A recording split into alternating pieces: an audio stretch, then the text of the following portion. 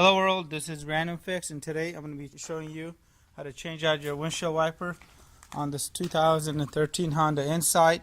And to do this, I always recommend having a floor mat, piece of cardboard, whatever you have available. Put it down in the area you're going to be working, just in case this happens to accidentally smash down. It will not break your windshield here.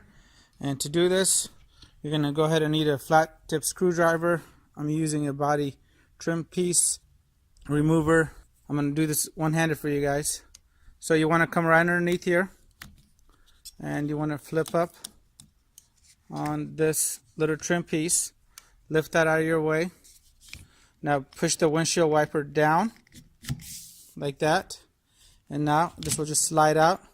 And this is why you want to have that plastic there, because I've seen this happen many times and break many windshields. And installation is just as easy. You take the clip, open it up, slide your little hook in place, pull up on it just like that, push the pin in, lower this down. Passenger side is just as easy. To make it easier for me to record, I'm going to go ahead and flip that up while it's on the car. Lift that up like that. Have that holding up, and then I'm going to push down, and out it comes. And the install is just going to be as easy as sliding it up and pushing that pin back down.